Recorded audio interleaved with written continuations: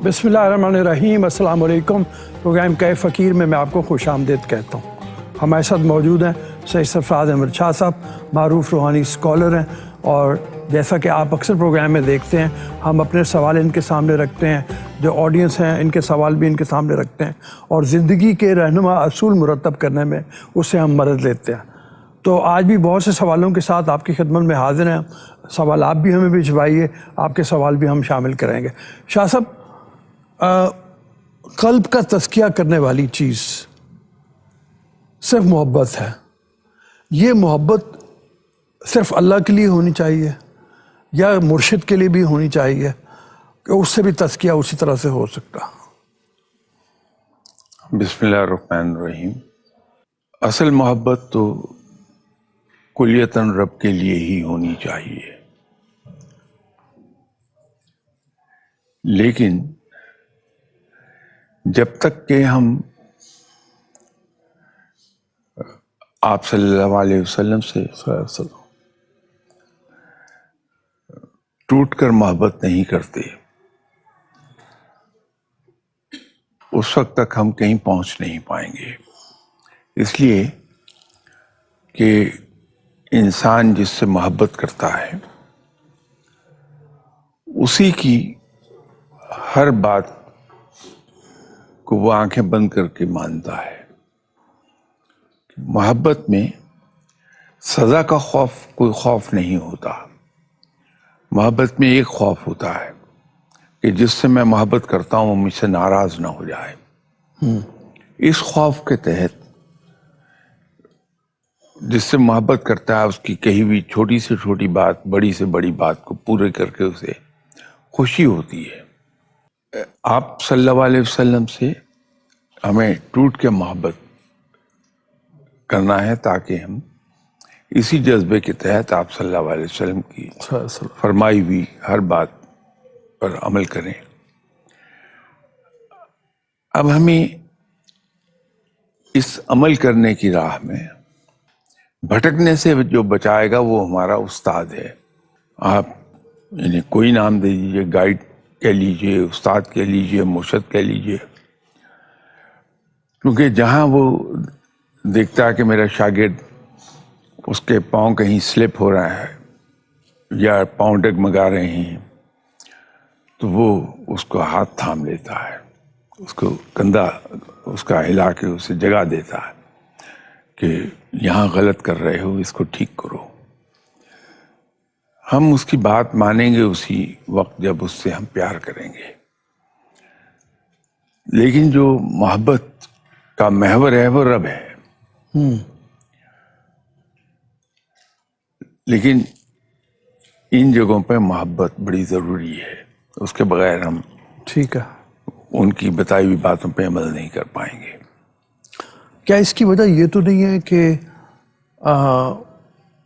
हमारा कह देना कि हम खुदा से मोहब्बत करते हैं और उस तक जान लेना हमारे लिए बहुत मुश्किल है कि अनदेखी चीज़ है, अनदेखा खुदा है, उसके अहकामात हमारे पास मौजूद हैं, सब कुछ है, लेकिन मुर्शिद जो है वो सामने देखा हुआ होता है, उसके काम, उसके अमाल, उसकी शक्ल सामने होती है, तो वो आसान हो जाता है हमारे लिए। ये और बात है कि मुर्शिद का काम भी फिर ये है कि वो रुख मोड़ दे उसको उस मोहब्बत की तरफ को। तो क्या ये मुश्किलात पेश आती हैं सामने? यकीनी तौर पर दिक्कतें तो आती हैं, लेकिन उस्ताद का काम यही है। यही मैंने अर्ज़ किया था कि जहाँ पाँव डगमगाने लगें उस्ताद हाथ पकड़ के उसे सीधी राह पे लगाए रखता है। हमें सीधी राह पे चलने के लिए, जैसे ट्रेन है, ट्रेन रेल के ऊपर चलती है, उसको कोई दुश्वारी नहीं आती, वो अपने मंजिल तक बड़ी हिफाजत से जा पहुंचती है। और वो रेल असल में उसकी गाइड है कि ट्रेन के पहिए वो फ्री हैं मूवमेंट में, साइडवर्ड मूवमेंट, फॉरवर्ड, रिवर्स, वो अपनी मूवमेंट में फ्री हैं। لیکن یہ ریل جو ہے اس پر اس کے ویل چلتے ہیں اور اندر کی سائڈ پر وہ بڑھا ہوا ہوتا ہے اس کا ویل کا رم. وہ رم ریل کے ساتھ ٹکراتا رہتا ہے اور یہ اسی ڈائریکشن میں جاتی رہتی ہے جس ڈائریکشن میں اسے جانا ہے. ٹھیک ہے. تو یہ جو جیسے ٹرین کے لیے وہ ریل گائیڈ کا کام کر رہی ہے، مرشد یہی کام اپنے شاگرد کے لیے کرتا ہے. ٹھیک ہے. شاگرد اس کی بات مان نہیں سکتا تا وقت اس سے پیار نہ کرے. اگر سزا کا خوف ہوگا تو چھوڑ کے بھاگ جائے گا، لیکن محبت ہے جو اسے اس کے ساتھ باندھے رکھے گی. ٹھیک ہے. تو اس لیے یہ کہتے ہیں کہ مرشد سے انسان کو محبت کرنی چاہیے. جی شاہ صاحب، میرا سوال یہ ہے کہ مذہب کو استعمال کیا جاتا ہے، جیسا کہ آپ کے سامنے ہے حال ہی میں سانحہ سیالکوٹ. دوسری بات یہ ہے کہ فرقہ وریت بھی ہے ہمارے ملک میں، اس کو کس طرح ختم کیا جا سکتا ہے؟ کچھ جگہوں سے کوشش تو ہو رہی ہے کہ فرقہ واریت سے دور کیا جائے لوگوں کو. یہ ہمیں ہر جگہ سے اس پر عمل کرنا ہوگا کہ ہم ہر مسجد سے یہی آواز اٹھائیں کہ جس کا جو مسلک ہے وہ اس کے مطابق عمل کر لے. کیونکہ مسلک میں ایمان میں بہت فرق ہے. بنیاد ساری مسلمانوں کی اسلام ہی ہے، دین ہی ہے. چند ایک فروعی چیزیں ہیں جن پر مسلک کا اختلاف ہو سکتا ہے. تو اگر ہم اس اختلاف کو ہوا نہ دیں، اس کا ذکر نہ کریں، تو امکان یہی ہے کہ کچھ عرصے میں جو حقیقت ہے یا سچائی ہے وہ اپنے آپ منوا لے گی. ہم اس کو ہوا نہ دیں جو مسلک ہیں ہمارے. یہ بڑا انفارچونیٹ واقعہ ہے جس کا حوالہ دیا سیالکوٹ کا. یہ نہیں ہونا چاہیے. مسلمان میں تو بہت ٹالرنس ہے. اس کو مسلمان کو اس کا دین ٹالرنس کا سبق دیتا ہے. اور سب سے بڑی بات یہ ہے کہ جو نان مسلم مسلمان ملک میں رہتے ہیں اور جزیہ دیتے ہیں، اب جزیہ ہے نہیں، اب تو ٹیکسز ہیں، وہاں پر نان مسلمس کی جان و مال کی حفاظت خود ان کے ذمے نہیں ہے، مسلمان کے ذمے ہے. حکومت ذمہ دار ہے کہ اگر ملک مسلمان ہے، حکومت مسلمان ہے، تو وہ حکومت ذمہ دار ہے ان کے جان و مال کی، ان کی عبادت گاہوں کی. ہمیں ریسپیکٹ کرنا ہے ان کے عقائد کو. صرف ایک چیز کی اجازت نہیں ہے نان مسلم کو کسی بھی مسلمان ملک میں کہ وہ اپنے مذہب کی تبلیغ کرے. وہ اجازت نہیں ہمیں دینی چاہیے. باقی ان کی حفاظت ہمارے ذمے ہے. تو اگر کسی نان مسلم سے کوئی بدترین قسم کی بھی شرارت ہوتی ہے تو بھی بہترین حل یہ ہے کہ ایسے انسان کو حکومت کے حوالے کر دیا جائے. حکومت خود فیصلہ کرے گی، اس کو سزا دے دے گی. تو مسلمان میں تو ٹالرنس بے انداز ہے. اب دیکھیے مسلمان جو میدان جنگ میں فولاد کی طرح سخت ہوتا ہے اور بڑی بے جگری سے لڑ رہا ہوتا ہے، وہی دشمن جس کو وہ مارنے کے در پہ ہوتا ہے، اگر وہ ہتھیار ڈال دے تو یہی مسلمان اس کے لیے موم سے زیادہ نرم ہو جاتا ہے. ہمارے یہاں الحمدللہ ہماری فوج مسلمان فوج ہے. یہاں آپ کو یہ ایسے واقعات بہت کثرت سے ملیں گے کہ میدان جنگ میں جو دشمن ان کی جان کے در پہ تھا اور ان پہ گولہ باری کر رہا تھا، گولیاں برسا رہا تھا، جب وہ پریزنر وار ہو گیا تو اس کو بڑے احترام سے اپنے کمانڈر کے پاس لے گئے اور کمانڈر اٹھ کر ریسیو کرتا ہے اور پہلی بات اس سے پوچھتا ہے کہ آپ نے کھانا کھایا، چائے پی ہے. باقاعدہ اس کو انٹرٹین کرتے ہیں اس میدان جنگ میں بھی، حالت جنگ میں بھی جو کچھ ممکن ہوتا ہے اس وقت ان کو چائے پیش کر دیں گے، بسکٹ پیش کر دیں گے، بھوکا ہے تو کھانا اپنا دے دیں گے، اس کو خود اپنا کھانا پیش کر دیں گے. یہ ٹالرنس ہے مسلمان کی. مسلمان صرف ایک جگہ پر بڑا سخت ہے، وہ ہے میدان جنگ میں جب لڑ رہا ہو، وہ اسے حکم ہے. آپ ہیں سر میرا کویشچن ہے کہ اگر آپ کی خواہشات بہت زیادہ ہوں تو انہیں کم کس طرح کیا جا سکتا ہے، اور اللہ پر مزید یقین اور بھروسہ پختہ کرنے کے لیے کوئی وظیفہ؟ جناب حضرت علی کرم اللہ وجہہ نے اکنامکس کا ایک ایسا اصول ایک جملے میں بیان کیا تھا جو پوری دنیا کے لیے ایک ایگزامپل بن جائے گا.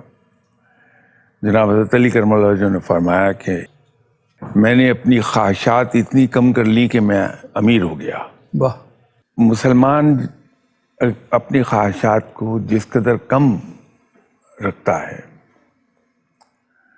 اتنا ہی سکھی رہتا ہے.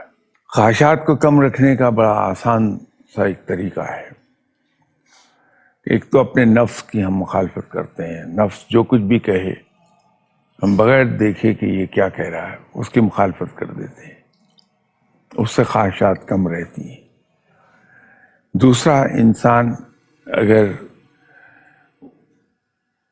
ان لوگوں کو دیکھے جو اس سے لیس فارچونیٹ ہیں تو اسے جو کچھ اس کے پاس اسے حاصل ہے وہ زیادہ دکھائی دینے لگتا ہے، تو اس میں قناعت آتی ہے. تو قناعت کا مطلب یہ ہے کہ اس کی خواہشات اب قابو میں آ گئی انسان کی، اسی میں راضی ہے جو اس کے پاس ہے. انسان کو یہ دو چیزیں پکڑ لینی چاہیے.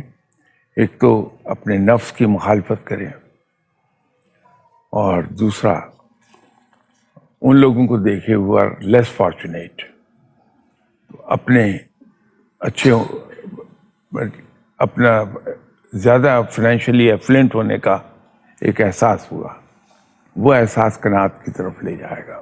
جہاں تک رب تعالیٰ پر ایمان اور اس کے قریب ہونے کی بات ہے تو اس کا ایک اور آسان طریقہ ہے کہ ہر روز جب انسان سونے کے لیے لیٹتا ہے تو اپنے آپ کو یاد دلائے، اپنی پچھلی زندگی جتنی اسے ریویو اس کا ڈیلی ایک کرے، اور یہ یاد دلائے اپنے آپ کو کہ کب کب میں مایوس ہوا کہ یہ کام نہیں ہوگا، رب تعالیٰ نے غیب سے میری مدد کر دی، میرا وہ کام ہو گیا. کب کب میں مصیبت میں مبتلا تھا اور مجھے یقین تھا کہ میں مصیبت سے نکلوں گا نہیں، اور غیب سے مدد آئی، میں مصیبت سے نکل گیا. کب کب میں یہ سوچ رہا تھا کہ میری یہ خواہش کبھی پوری نہیں ہوگی، رب نے غیب سے پوری کر دی. تو جب ہم روز یہ ریویو کرتے ہیں اور آہستہ آہستہ پھر ہم بڑھتے بڑھتے اس کے عشق میں مبتلا ہو جائیں گے. آپ ہیں السلام علیکم، میں صبا شوکت پنجاب یونیورسٹی لاہور سے، اور میرا شاہ صاحب سے سوال یہ ہے کہ سیدھی راہ کا تعین کیسے کیا جائے. میرا ایک اور سوال ہے کہ ہمیں گناہ سے بچنے کے لیے اور محمد صلی اللہ علیہ وسلم کی ہمارے دل میں محبت بڑھ جائے، اس کے لیے مجھے کوئی وظیفہ بتا دیجیے پلیز. سیدھی راہ تعین کرنے کی مسلمان کو ضرورت نہیں ہے، اس لیے کہ جو احکامات رب تعالیٰ کے ہیں یا جو کچھ ہمارا دین کہتا ہے، اپنے ہم دین کو اگر فالو کر لیں گے تو ہم صراط مستقیم پر ہوں گے. آپ صلی اللہ علیہ وسلم سے محبت زیادہ بڑھ جائے اس کے لیے انسان کو چاہیے کہ درود شریف کثرت سے پڑھیں. شاہ صاحب یہ فرمائیے کہ یہ سوال بھی اکثر ہمارے سامنے آتا ہے اور کسی نے پوچھا ہے کہ گروہ بندی بہت زیادہ ہے، اس کو کیا ایسے دیکھا جائے کہ ایک گروہ دوسرے گروہ کو غلط سمجھتا ہے، حالانکہ اللہ تعالیٰ کو ویرائٹی بہت پسند ہے اور ہم نہیں جان پاتے کہ ان میں سے کون سا گروتھ صحیح ہے یا سارے ایک صحیح ہیں یا کیا ہے. کیا یہ ویرائٹی کی نسبت سے دیکھا جانا چاہیے کہ اللہ تعالیٰ کو ویرائٹی پسند ہے جس وجہ سے اتنے گروہ ہیں؟ فکری اختلاف نیچرل ہے. ہر انسان کی سوچ دوسرے انسان سے سلائٹلی مختلف ہوتی ہے. اس کا احترام کیا جانا چاہیے، لیکن ایک دوسرے کو کنڈیم کرنا مناسب نہیں ہے. جیسے ابھی تھوڑی دیر پہلے میں نے عرض کیا تھا کہ مسلک میں فرق جو ہے وہ صرف ان چیزوں پر ہے جو بنیادی عقائد سے ہٹ کے ہیں. بنیادی عقائد سب کے ایک ہیں. جی. اللہ ایک ہے، آپ صلی اللہ علیہ وسلم اللہ کے سچے پیغمبر اور آخری پیغمبر ہیں.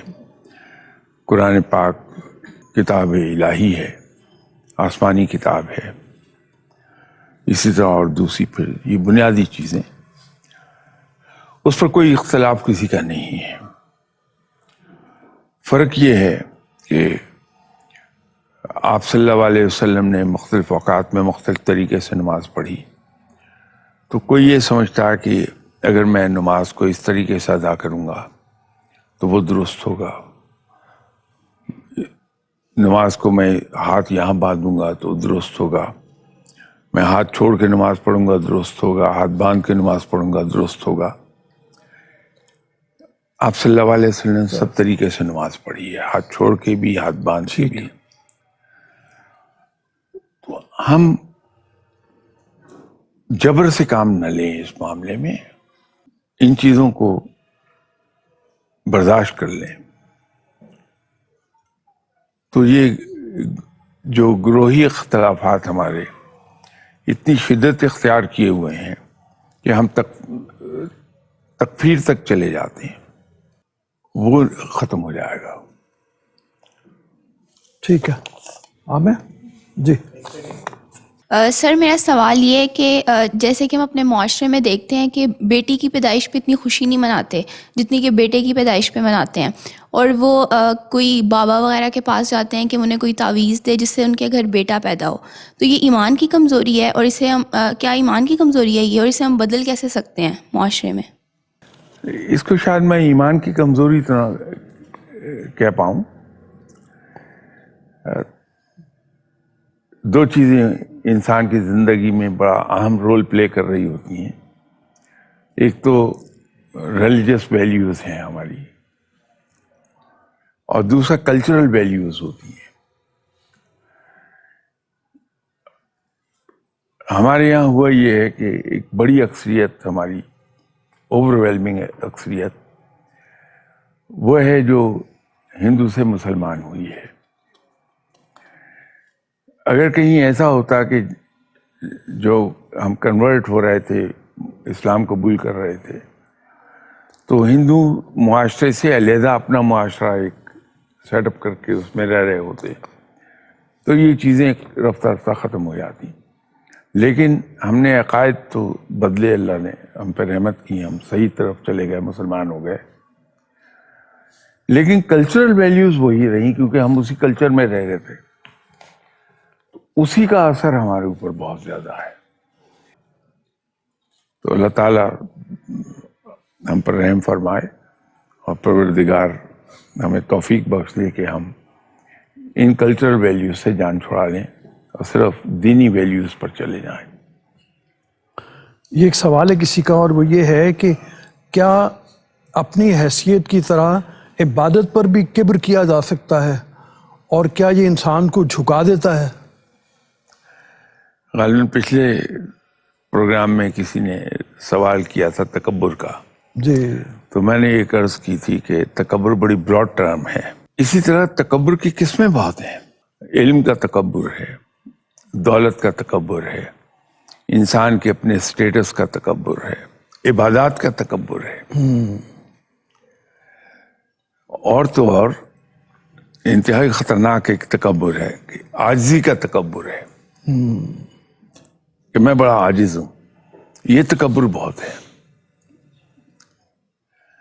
تو تکبر کسی قسم کا بھی ہو وہ غلط ہے. عبادت تو ایسی چیز ہے کہ جتنی زیادہ آدمی عبادت کرتا جاتا ہے اتنا ہی دل میں یہ خیال آتا ہے کہ میں گناہ گار ہوں، میں رب کا حق ادا نہیں کر پا رہا. وہی سیدھا راستہ ہے. اور جہاں یہ تکبر آیا وہاں وہ عبادات بھی تکبر کی نظر ہو گئی پھر. اور یہ ڈیفینیٹلی انسان کو جھکا دیتا ہے، پھر مطلب وہ اپنے مرتبے سے گرا دے گا اس کو جی. بہت زیادہ.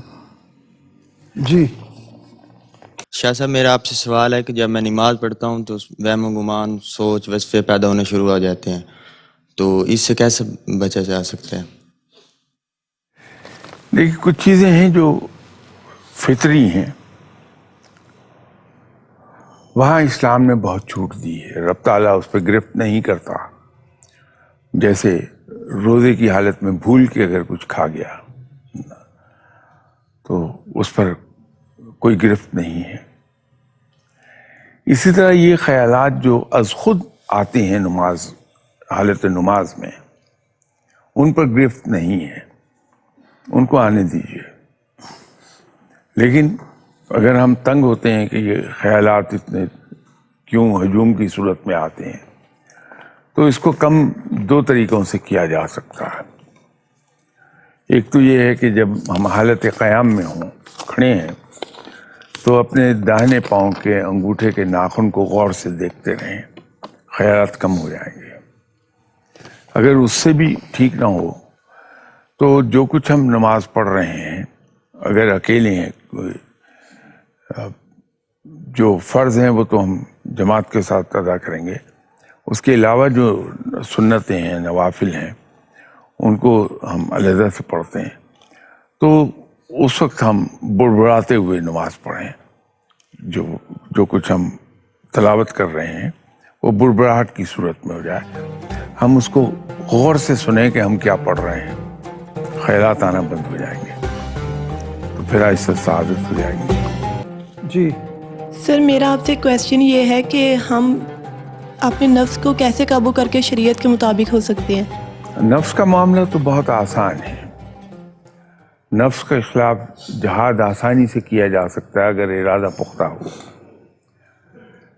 بہت آسان کام کہ نفس کی ہر خواہش کی مخالفت کر دیں تو نفس شکست کھا جائے گا.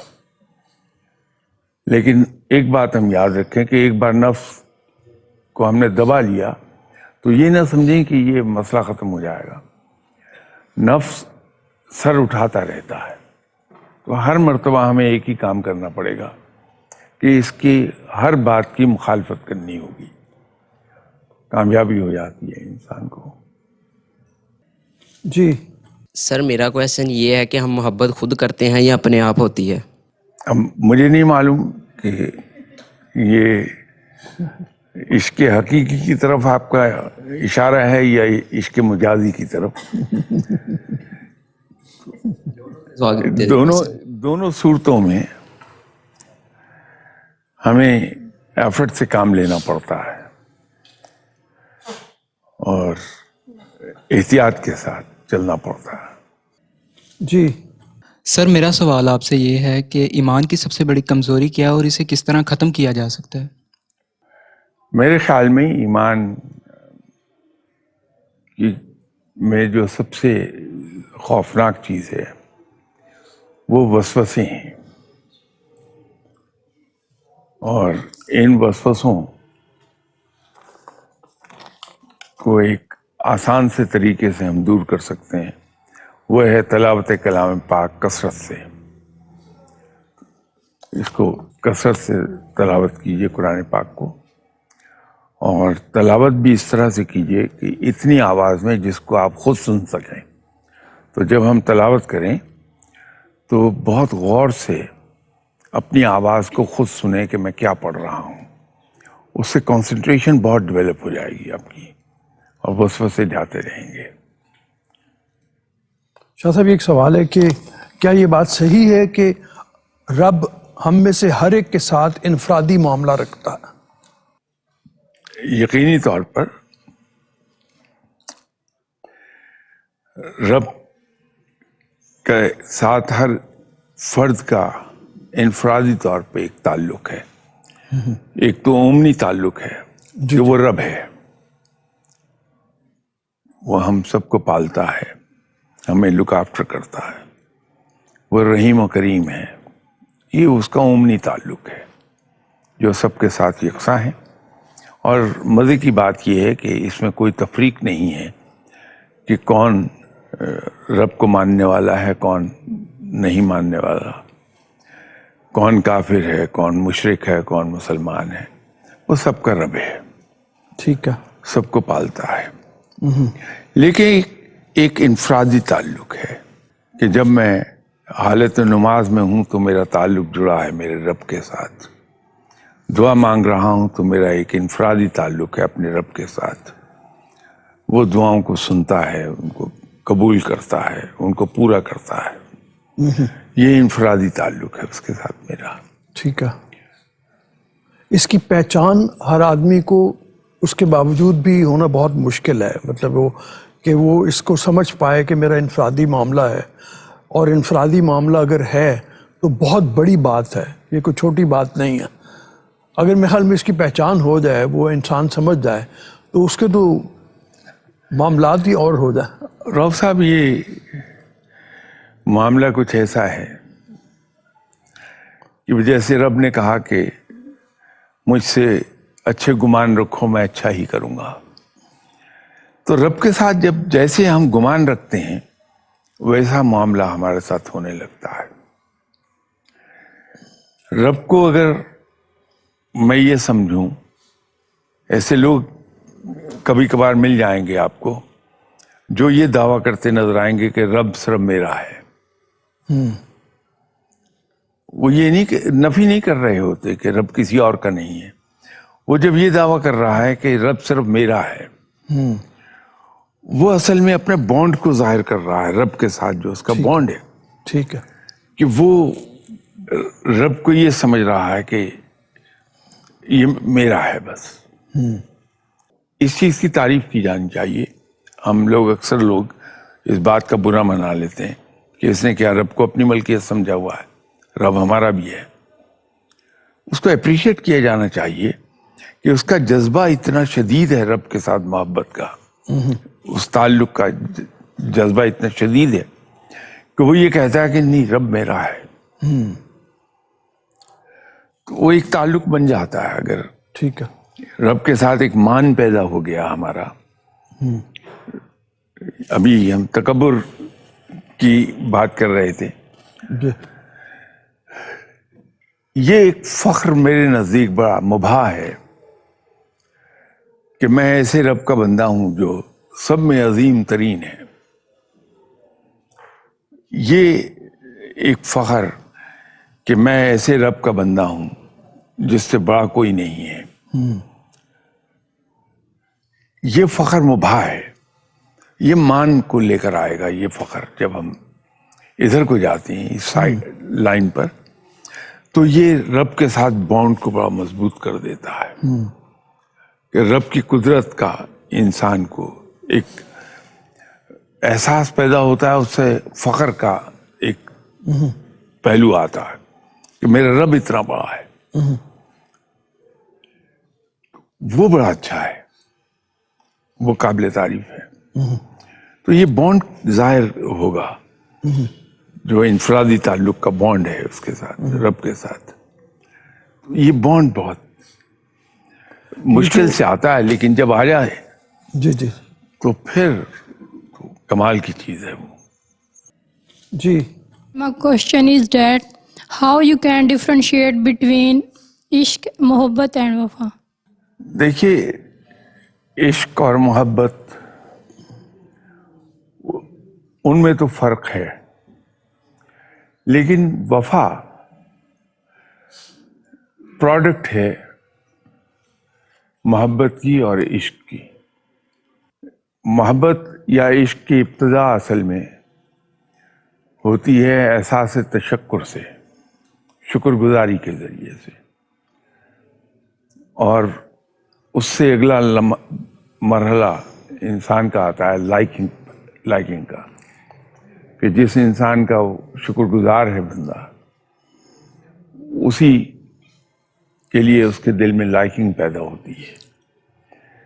लाइकिंग से नेक्स्ट मरहला आ जाएगा इन्फेचुएशन का,